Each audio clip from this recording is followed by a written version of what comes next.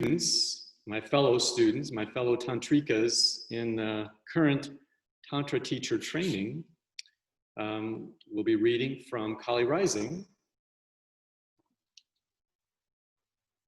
let's say it's backwards. The Tantra text we use and we reference and guide with that Swami Ravi wrote several years ago. So tonight we have Shane. Shane, you want to just raise your hand and wave at everybody? And David, you want to raise your hand and wave at everybody? Great. They'll be reading tonight. One of those gentlemen will be embodying Shiva, and one of those gentlemen will be embodying Shakti in a conversation. And as I mentioned before, some of you joined since I mentioned it, we'll be reading from starting on page 62.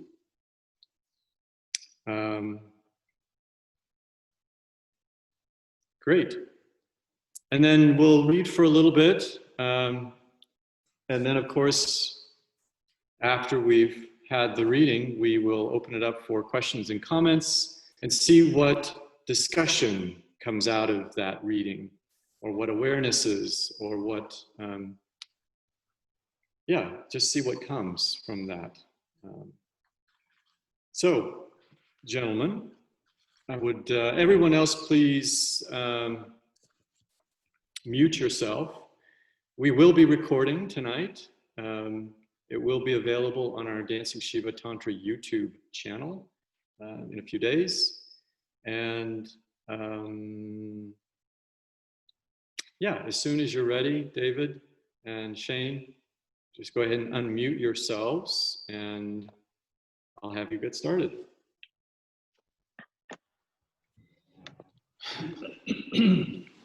For Tantra operates in various realities, the normal world, quote unquote, being the least real. I feel more grounded. That's my job. You do it so well. You've got it backward. The way I do it is the definition of doing it well. You are divine. As I was saying. Sounds like you're in the mood for some more explication. As much as I ever will be. Hit me up. Well, what I was saying was about our being divine. What do you mean? The relationship between the human world and ours. Far from clear to me. I'd love for you to throw a little light on it. That is my job, and I am delighted to oblige. First off, they say we don't exist. Who says that? Humans. They really say that? Yep.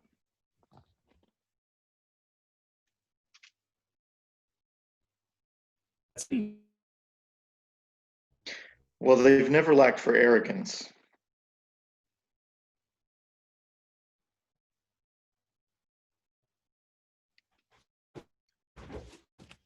Shakti, are you there?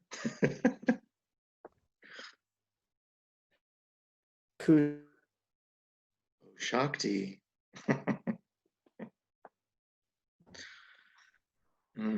He's frozen.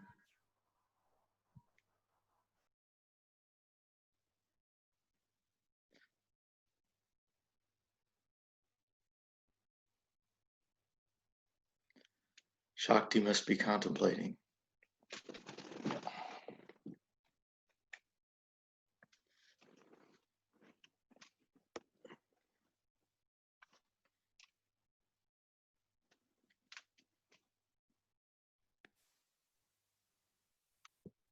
Who says we don't exist?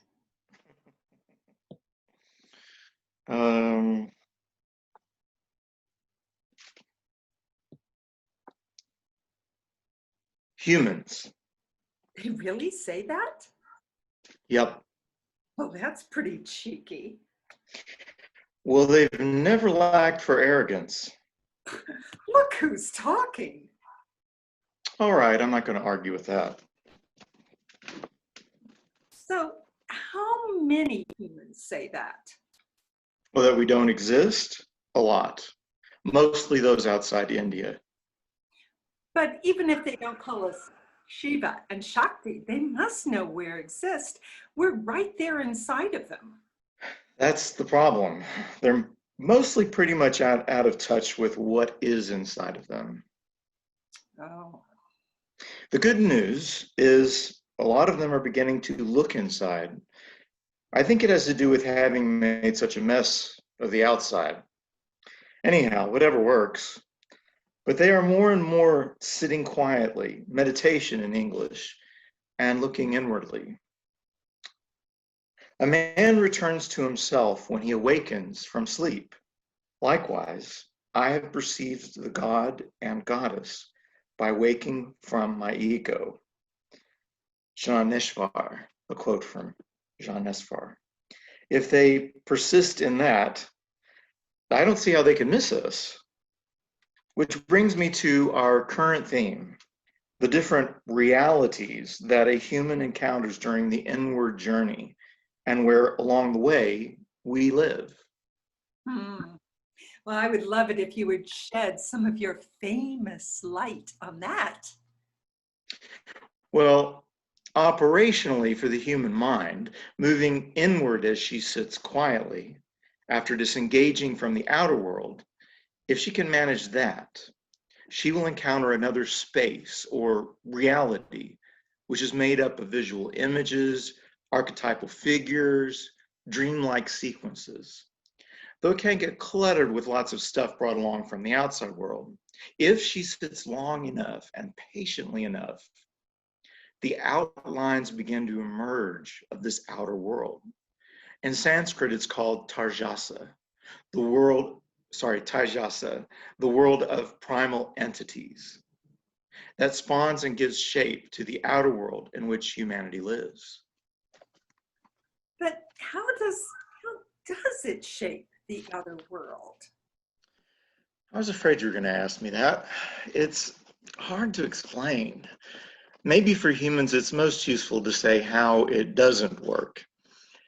In other words, most folks on Earth assume that something appears because it is fabricated, like in a factory, a very materialistic, mechanistic concept. I take these materials and combine them and I combine them in such and such a way, and I produce an object. This way of thinking carries over into how they assume the world around them and those who inhabit it come into being.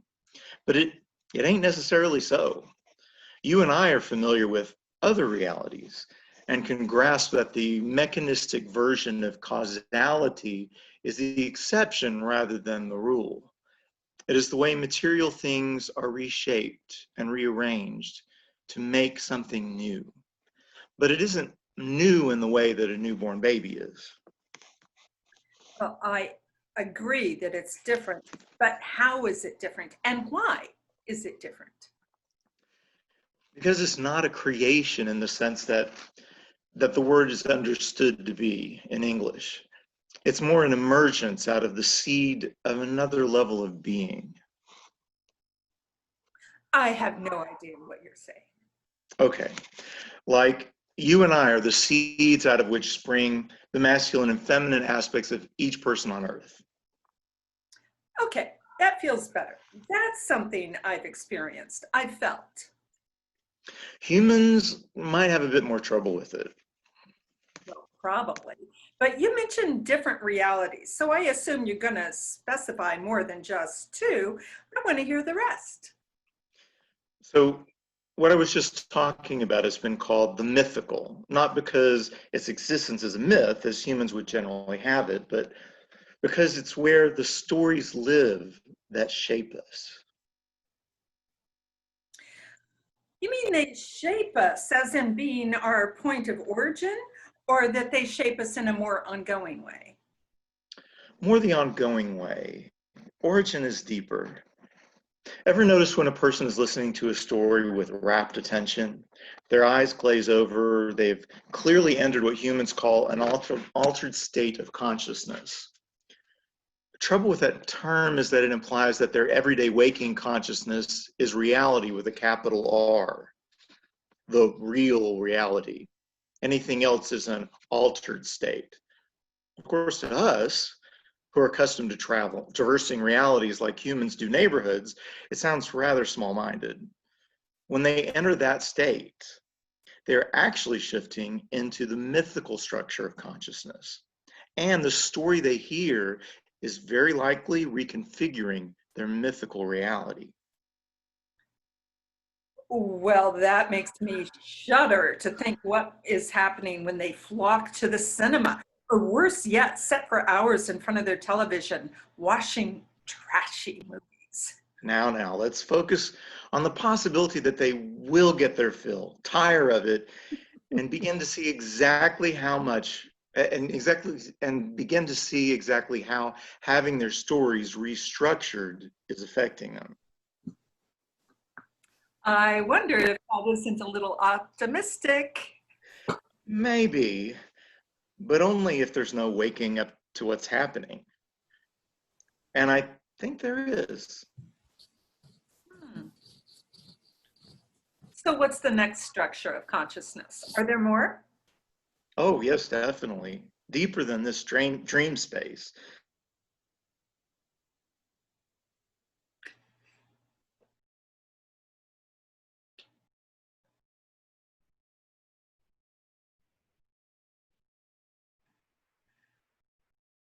That has been termed prajna in Sanskrit.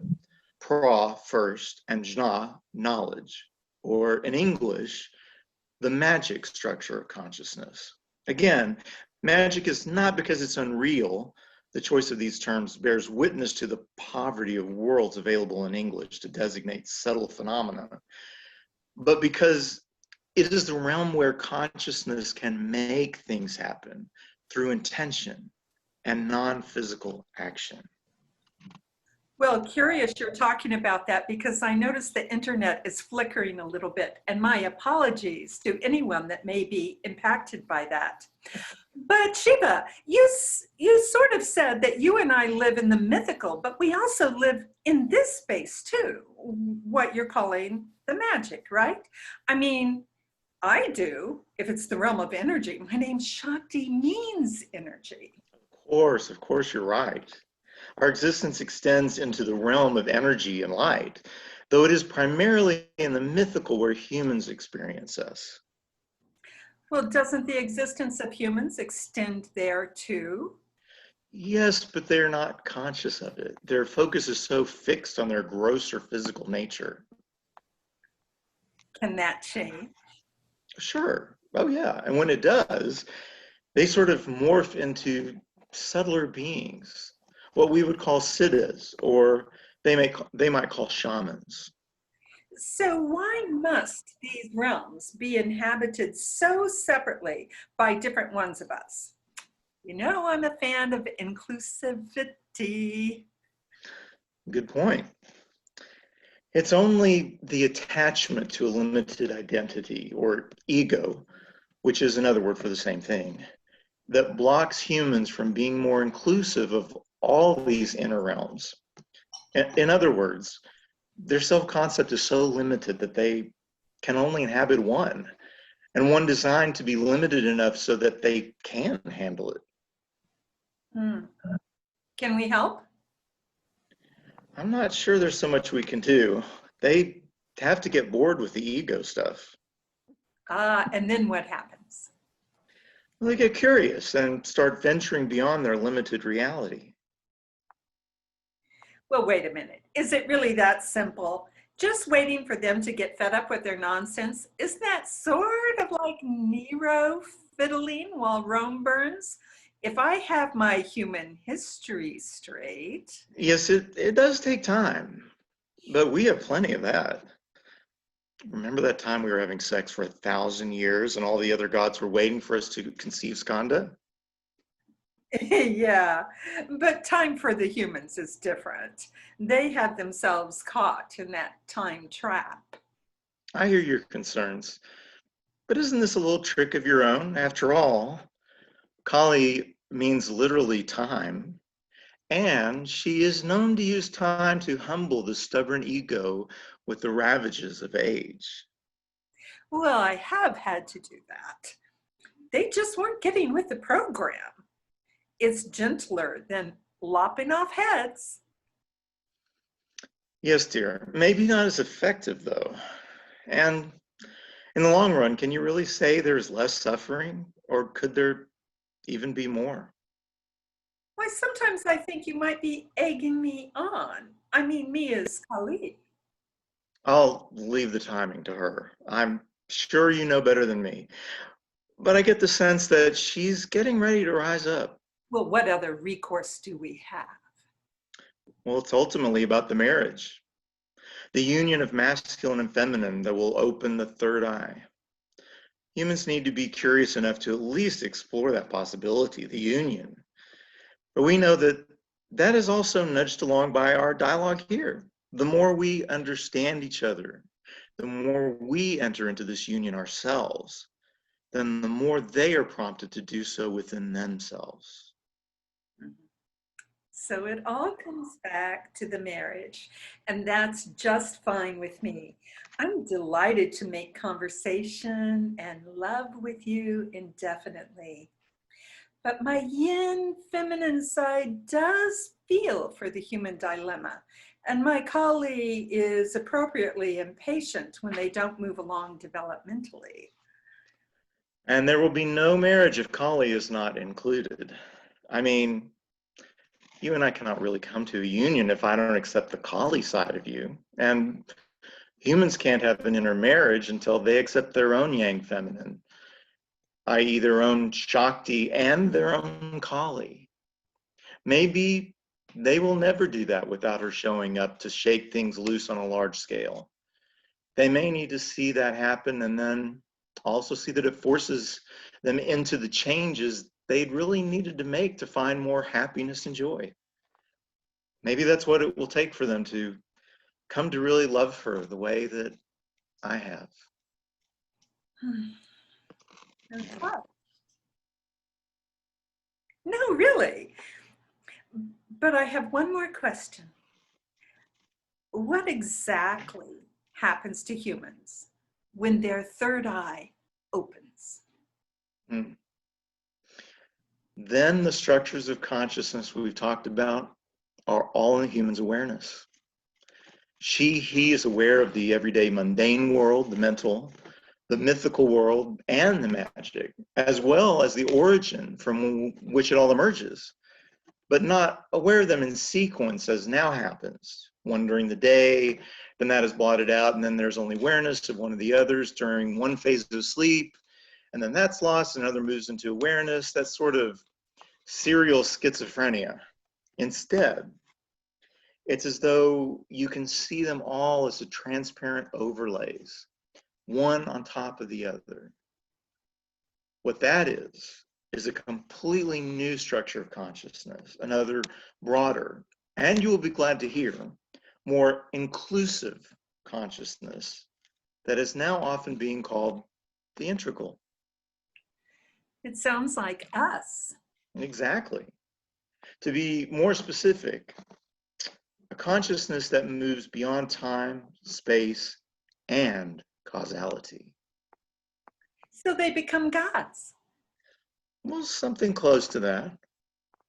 I can't wait to see it happen. But it could get crowded up here. You know better than that. It's beyond time, space. I'm just teasing you.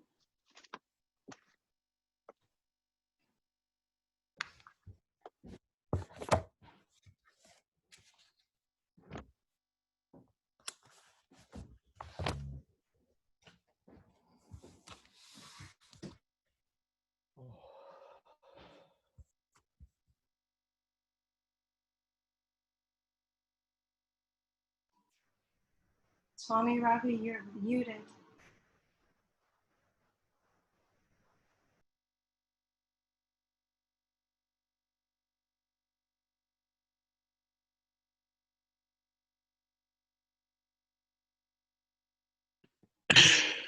Now can you hear? Yeah.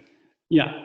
I was saying it was wonderful to be able to eavesdrop on the conversation between Shiva and Shakti. And this is so both entertaining and very, very significant.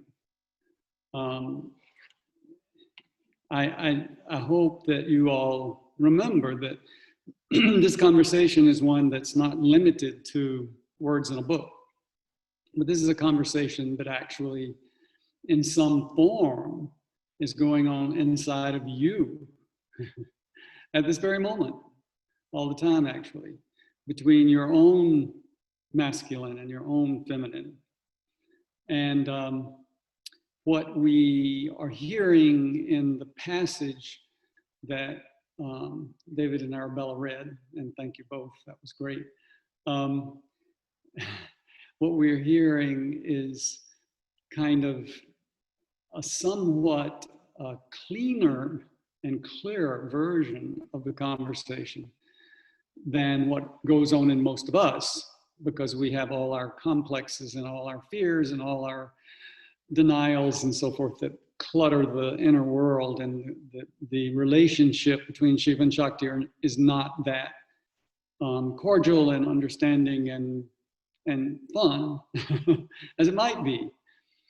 So part of our work on the spiritual path is to really clear away those obstacles to a harmonious relationship between the two sides of ourselves. And and that's a significant task. It also has incredible rewards. And so, you know, when you say, well, how on earth do you do that? You didn't say that, but I know people say that. How on earth do you do that?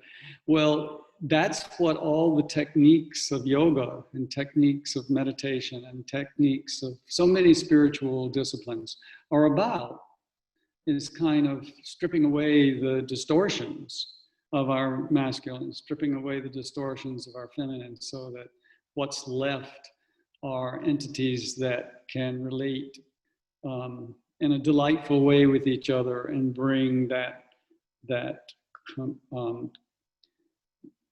integration into us, so that we're not, as we currently do, we breathe through one nostril for a while, then we breathe through the other nostril for a while. What that means is when I breathe through the right nostril, I activate the left hemisphere, and I'm in my masculine Shiva mode of thinking.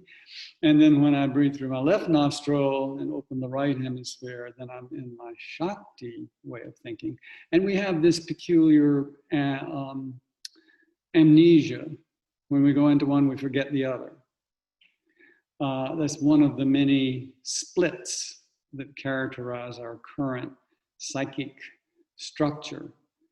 And eliminating the splits is a lot about what the spiritual path is about. So when that happens, when they can come together, then this third eye can open. And it seems to be a planetary sort of developmental stage that we're in, is we're at the point where we have the readiness to bring the marriage between the masculine and feminine. That's why we see all this stuff about gender and people struggling with gender questions, because it's all up for grabs now. And so that is our challenge at this point in time, to be able to move into that sushumna. You know, when we do the meditation, we're opening the central channel, that's the sushumna, which is the integration of masculine and feminine, and bring that consciousness into how we live. And then we begin to inhabit a different kind of world, and we become different beings. And It's kind of exciting. It was kind of scary, right? What do you mean I've become a different being? I don't know that I want to do that. But it's the way we've been living has not been working out so well, as you might have noticed. So it's time for a transition. It's actually time for a transformation. It's time for a human to take another step of a developmental step. And that's what we're kind of teetering on the edge of right now.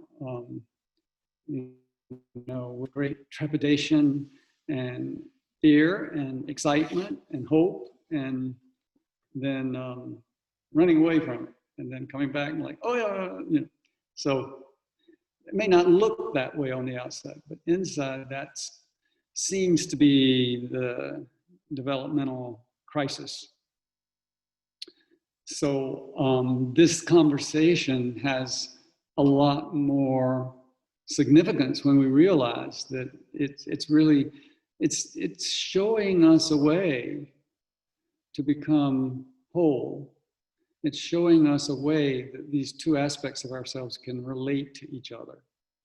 And we don't have that many good models available out in the world right now. So that's my little commentary on the conversation, which I love the conversation. I was the stenographer when that was kind of taking that down one day when I was hearing this discussion. And so it's dear to my heart, but I think it's also valuable for pretty much everybody at this point in time. So anybody have any questions or comments or reactions or whatever you would like to share with all of us? Linda. Oh, yes, Linda. Just So when you say, okay, so when Shakti and Shiva get imbalanced and our masculine and feminine are balanced, then we open our third eye. So what does that mean? I didn't say that. Okay. I never use that word balance. It's not Okay. about balance. It's not about, well, equal amounts of Shiva and equal amounts of Shakti. It's about a relationship. It's not just are they on an equal, that's what people seem to think. Well, give her the equal rights or give him the whatever, and then they're balanced. Balance is not enough. What is important is a relationship. And it's actually not just any ordinary relationship. It's a very sacred and mysterious relationship, which is called marriage. And so for those of you who wonder, what do I mean by that? Marriage is a mystery. And marriage, many of us have experienced it. Seems like a mystery to me, oh my God. It's a mystery because the two become one, and yet they're still two. So now the logical mind can't do that. It doesn't compute. It's like, no. Either they are one or they're two. Can't be both. But that's why it's a mystery. So a relationship where they are as one, and yet they have two very different aspects. And that's what is needed inside of us between the two aspects of ourselves, our own masculine nature and our own feminine nature. And we do both, all have both. We may be unconscious of one of those, but they're there. And so they need to come into awareness so that we acknowledge and can observe and can own both of them. And then they need to have this relationship so that they work together in a very powerful way. And I use the word power here, but power is really Shakti. But Shiva needs her power, and she needs his containment and protection. So what happens when the marriage occurs is that we are not limited any longer to the world of duality. Duality meaning it's this, and then and now it's this. So they aren't together. We don't hold them simultaneously. We're split. We do this, then we do that. We go to sleep, we're in one structure of consciousness. We come out of sleep, we're in another structure of consciousness. You know, we breathe through this nostril, we're in a masculine. We breathe through that nostril, we're in the feminine. So we're just split and all these splintered and all these little pieces. So when we begin to bring the pieces together, then we can begin to see the world as one totality and not little splintered pieces. That's all we can really grasp at the moment. And when we're conscious of the whole world and everything that's happening all at once, sounds like, oh my God, how could I do that? But that's what begins to happen when they come together and you move beyond the dualities and the dichotomies of the world. We've structured this world purely in terms of this outer world, this everyday consciousness. It's all about right or left, or yes or no, or black and white, and it's all fragmented that way. So we stay busy with that, and that prevents us from entering this other world of other consciousness that sees everything, both sides, owns all the conflicts, owns all the contradictions. And then we're in a state of what has been called enlightenment, or what you can call the integral structure of consciousness, or what you can call infinite peace and serenity and joy and Satchitanand, you know, just the ecstasy, and live there. We can live there.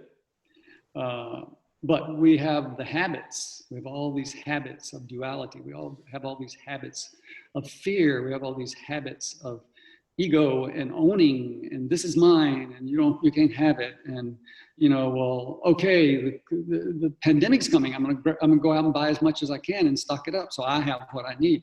Instead of, well, gosh, if this happens, we have to share everything. You know, so we're kind of crazy that way. And that's what we need to get past to be able to move into the next stage of human development. And it's kind of, it's time. It might even be a little overdue. And we just need to step into it. And meditation is probably one of the greatest tools we have for beginning to step into that. And it's expanding our consciousness, expanding our awareness, breaking down the barriers, breaking down the walls, giving up the fear. You know, fear is such an addictive thing. And you'd think, well, who wants to be afraid? Well, a lot of people want to be afraid because otherwise they're dealing with great uncertainty. And fear seems more tolerable. I know how to do fear. You know, it's okay, I'll just be afraid. But this idea of I don't know what's going to happen or how the world's going to change, I can't tolerate that. So I just find some things that I can manage being afraid of, like, you know, viruses, or, you know, the Muslims coming from the other side of the world, or the Russians. Oh God, we have so many possibilities. We can just stay busy with fear for, you know, decades more. But that really isn't going to get us anywhere. So the call is to give up the fear, give up to the greed, give up the pain, give up the suffering.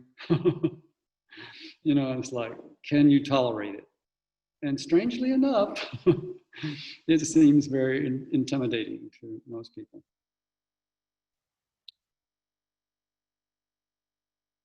I don't know, does that help, Linda? Answer that question. Yeah, that's great. Thank you. Oh, Arabella. Thanks, Raviji. So who is the observer? You know, that when we're doing the he-she meditation and we ask her and then we ask him, who is asking? Who is the observer? Who is the one that says, what do you want, my sweet? It's the third I. It's not I am him or I am her. It's the third I am this. I am that which includes both. And so that's an experiment we do in that inner meditation. Next time we have meditation, we'll do the he-she meditation, okay? And then people can experience that. But yeah, and it's this, I am this. I'm not him, I'm not her. Well, actually, I am him and I am her. But here, when I'm this third I, then I'm both. And I understand the mystery of the marriage, how I can be, the two can become one and yet still be two. You know, it becomes one, but we still have two nostrils and we still have two sides to the brain. But now there's this other thing that has emerged, which is integrating them, the integral. And that is being born on the earth at this time. It's new. It's a mutation.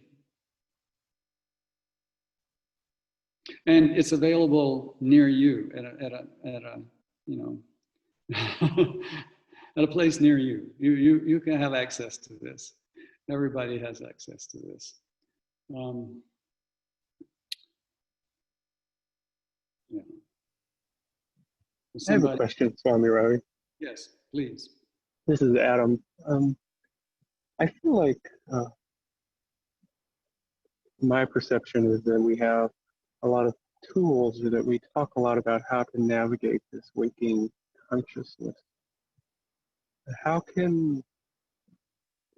there different tools, or do we need to bring in a different learnings in order to navigate or gain mastery over this dreaming and dreamless sleep states? Yeah, can you sort of state that a little differently? I'm trying to get hold of it.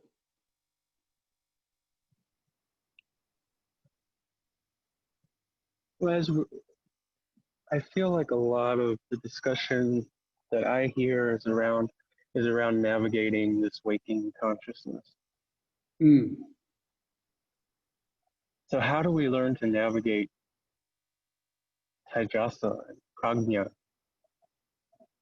once we get there? Right. Well, I think the first step is just to immerse ourselves in the awareness of those.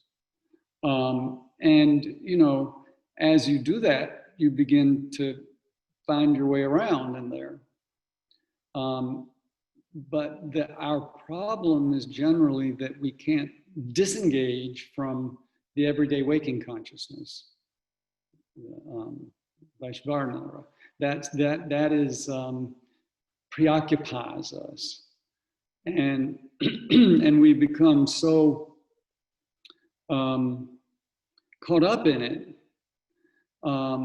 that it's hard to stop the momentum of all that train of thoughts and all those things that we're so accustomed to doing. So that's why the real challenge when we sit for meditation is really just, can I focus on a central point? Can I open that central channel let go the chatter, let go the worries, let go the planning about what I'm going to do tomorrow or today once I stand up from this meditation, because I really don't have much time today and I really don't have time to be sitting here anyway. Why am I doing this? Is this really crazy or what? You know, that whole, all that thing. If we can just step out of that, meaning let it go, it's going to run its course, but just let it go up there and just focus on the breath, or focus on the point between the nostrils, or focus on sound, focus on soul hum. And gradually it begins to wane a bit and a little bit more. And the more we practice that, the more it wanes, and then it can be sort of set aside. We put our attention elsewhere. Then we can begin to deal with the taijasa, the dreamlike state, and the prajna, with just the energy awareness and so forth. And so the practice is mostly, can I shift gears? Can I let go my monkey mind? Can I, you know, stop all of that? Just stop it.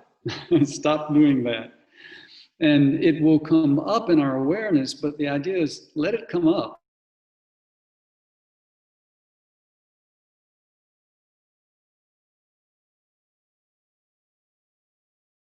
Say, oh yeah, that's a thought. But if you say, oh yeah, I forgot about that, I really ought to call someone tomorrow about that, because if I don't, you know, then you've engaged with the thought and you've forgotten what you sat down in meditation to do. And that's kind of crazy. I mean, you know, I'm here to do this, but actually I'm doing something else because I forgot why I sat down. So we should remember why we sit down. And be patient, and be patient with yourself. You know, you don't beat yourself up because your attention wanders. You just bring your attention back to the point. It wanders off, and you just bring it back. Wanders off, you just bring it back, and that can go on for weeks, months, years. But that's all right. Whatever it takes. And gradually, it begins to sort of settle down. Oh, well, that feels sort of relaxing and freeing to get out of that constant stuff going on in my head. Yeah, so I think that's how you do it, is to just be patient and letting go the outside world kind of stuff.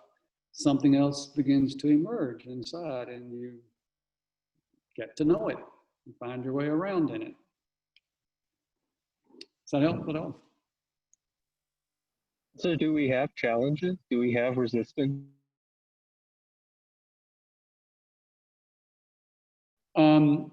I see, yeah. Sure, we probably do. Yes, we will. But they're of a different nature.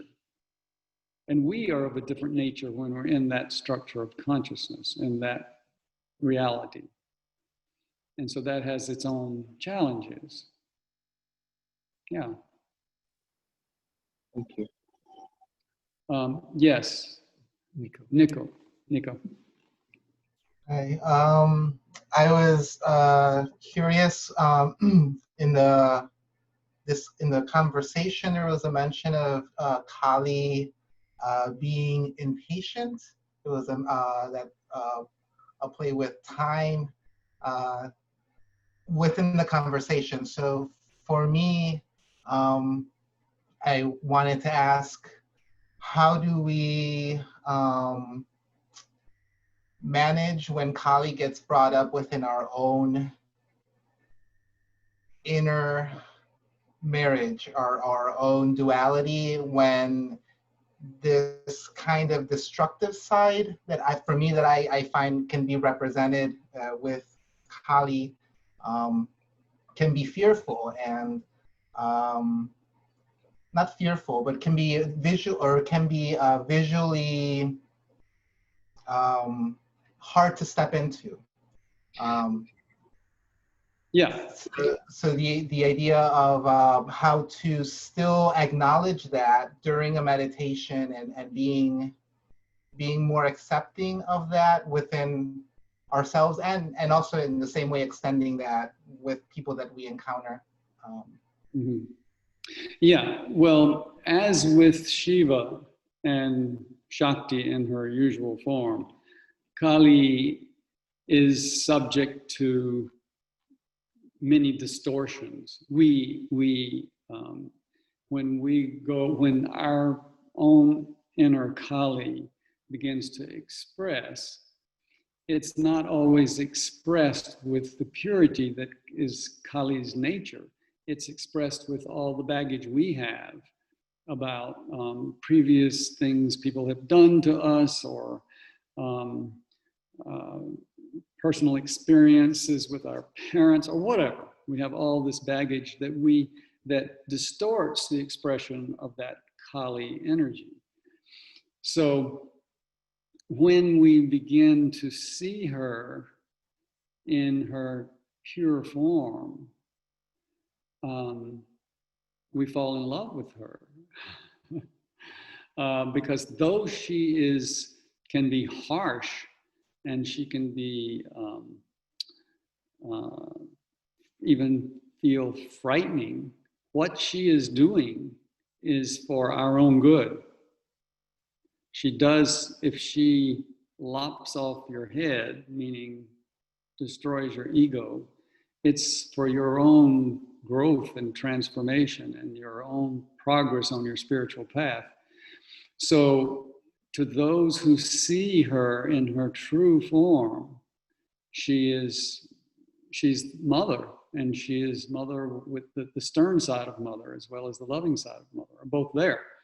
And so what we're really afraid of, well, we are afraid of, sometimes we're afraid of that help that is going to remove the obstacles, because we feel we have an idea of what we want to happen. And she's destroying what our plans, you know? And then we get angry, like kids get angry at their mother. But when we really see this and we realize that we're in her care, that is that fierce part of nature and the fierce part of the universe, which is going, when we get too far off the track, is going to slap us back into where we need to be. Then there's a great sense of security and adoration for that force that can bring us back to the truth and back to what we really need. So we have to acknowledge and be leery of the distortions. And so sometimes people think I can just get mad at everyone and yell at them, and that's Kali. No, probably not.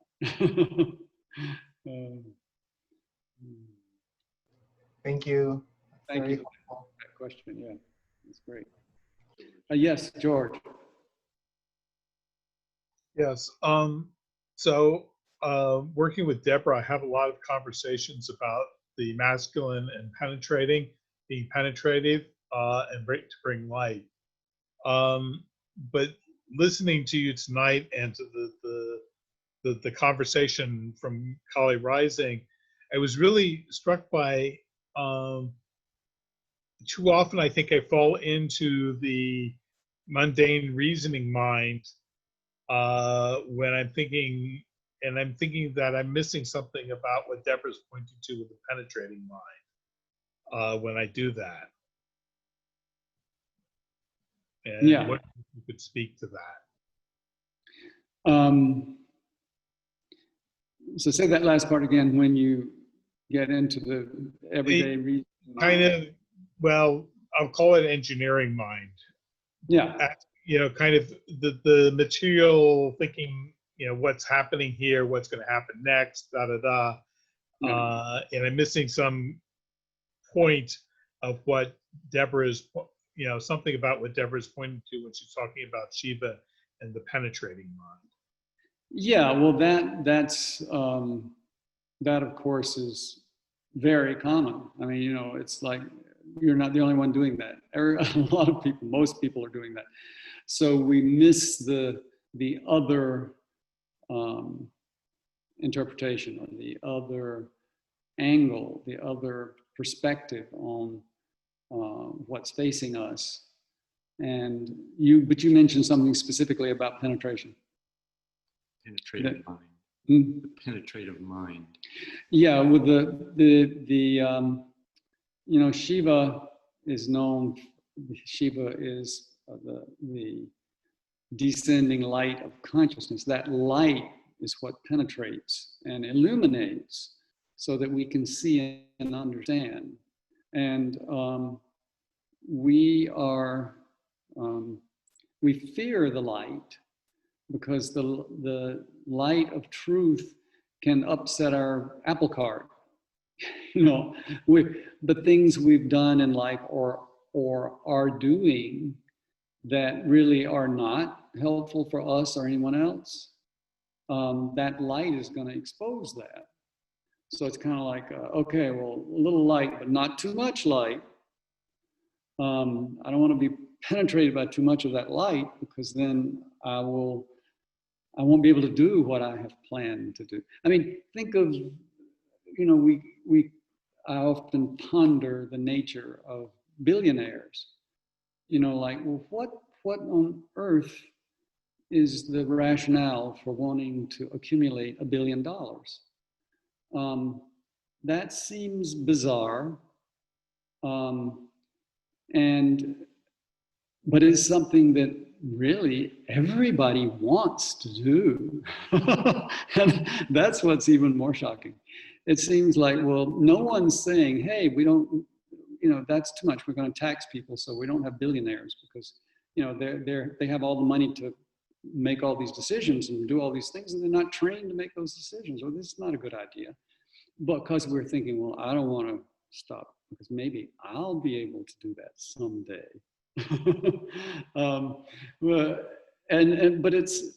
But the light of truth will expose that. So it's like, well, you don't need that. I mean, maybe you might be able to use productively a few $1 million, or 10 million, or 20 million, or 100 million, but $1 billion? Oh, come on, what's the point? So you don't want that kind of light. People don't want that. It's gonna ruin everything. And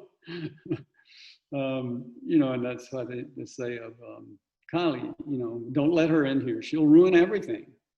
Well, what is it that she will ruin that you're hanging on to? Interesting. You might want to look at that.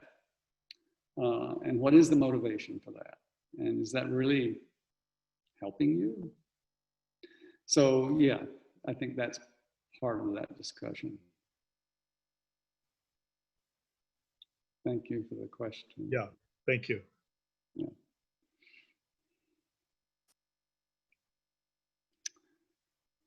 Anybody else? Good questions tonight. I love it. I love it.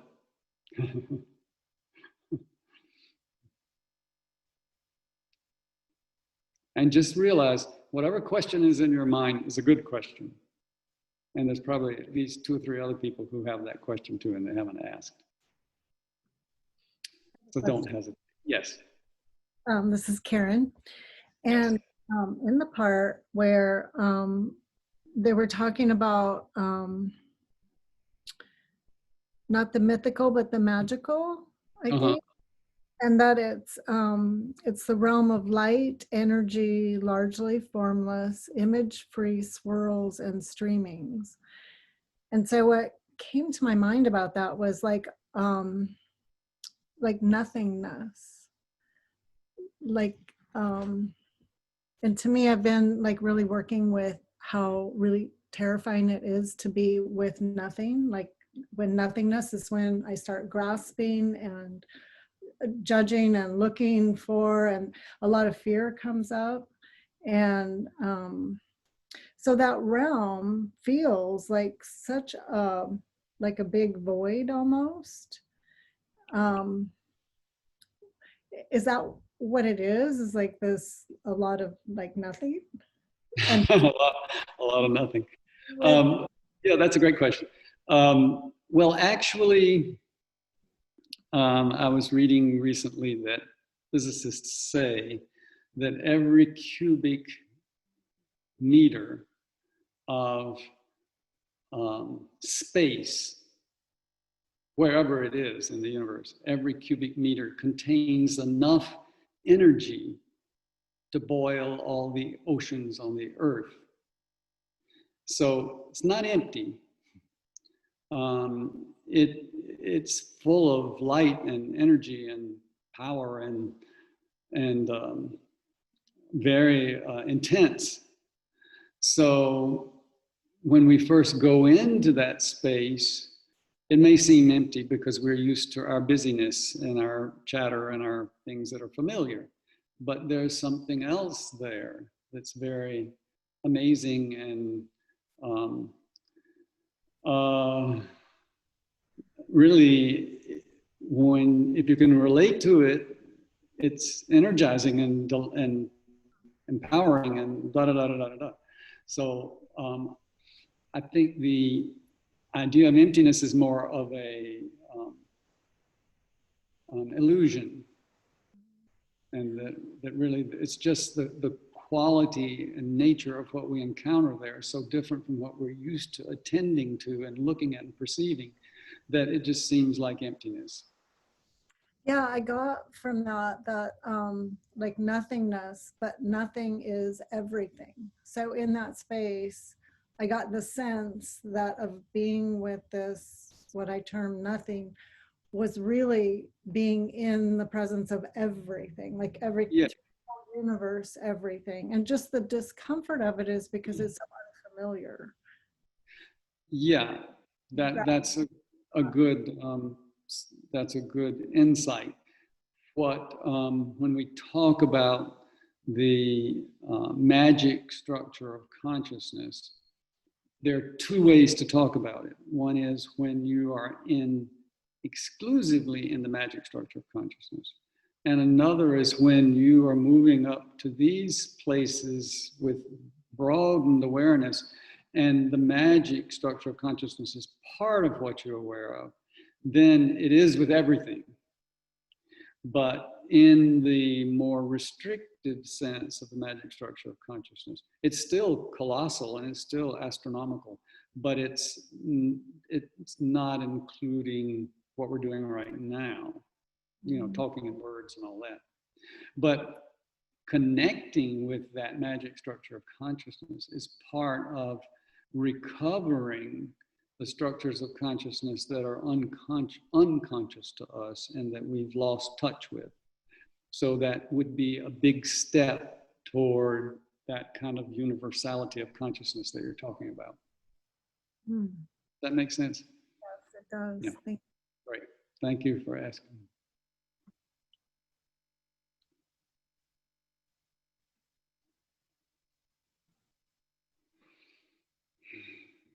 I have a question. This is David. You've talked about, I've heard you talk about the importance of, if I'm understanding correctly, the importance of shifting our perception that those are all separate structures, separate and disconnected structures of consciousness, that the magic is separate, or the waking state is separate from the dreaming state, or whatever terminology you want to use, and have encouraged me to shift that perception and to think of it more as though they're connected and maybe overlap. And I wonder if you have any suggestions as to, I feel like I have been experiencing some of that, like I'm more aware of the connection of those realms of consciousness. And I'd like to know if you have any suggestions of connecting, of encouraging that process more, of being able to lower that perception of, oh, am I awake, or I'm either awake or I'm asleep, and that's what I was doing in meditation, and now I'm doing the mental, and I don't know if you have, I would love some suggestions you might have around that to help. Well, help to have an experience of the integration of all of it. Yes, thank you. Yeah, Well, that is actually the main question. In the Mandukya Upanishad, which you've been reading, the Om book by Swami Rama, for those of you who are not familiar with that Upanishad, Swami Rama wrote a book, my teacher, called, the title is Om, O-M, and it's a explication of what you're talking about, because there are these separate Taijasa, Prajna, Vishva. These are the ways we customarily split it up and fragment it. But then there is the fourth state, according to the Upanishad, which is Turiya. And Turiya is the thread that hooks them all together. So they say it's like beads, like a mala. You know, the beads are separate, but the thread that runs through them is continuous. So it's creating that thread, it's building that thread, it's establishing that thread that is what connects them all. And we do that by holding consciousness steady as we move from one to the next, so that there is a thread of consciousness that extends through them all. And the more that thread is woven in, and then eventually they are not separate. They're brought back together. And that's a healing, because the split is the cause of suffering and confusion. So when we bring that thread through, so when you sit for meditation and you're conscious, okay, I'm letting go all these words and chatter, and then I drop back into sort of images and little snippets of like little footage out of someone's video camera or whatever happens in there. And we go, oh, okay, this is like dream, okay. And then after a while that subsides and I go into this place where I just feel light and joy and energy and feel so delicious. And I didn't separate these, but I maintained the thread of consciousness through it all. Then I began to knit it together. And that's a process that, you know, the more you do it, the more it comes back together. And then we're whole. Whole means holy, you know, whole health, whole health. It all goes, you know, all the things we want or wholeness have to do with wholeness, not fragmentation. But we became great masters of fragmentation, you know, analytic. We'll break it down into small pieces. But how do you get the pieces back together? You know, that's the thing that we need to pay more attention to. Thank you.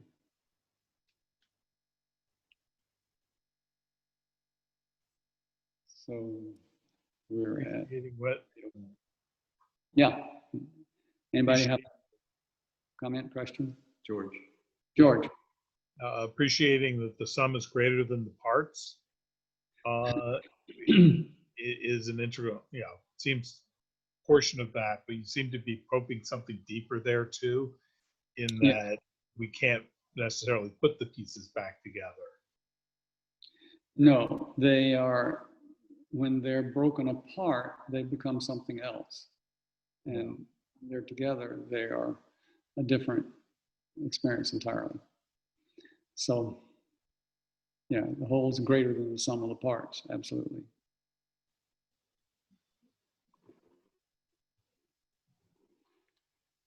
All right. Thank you. What a great series of questions.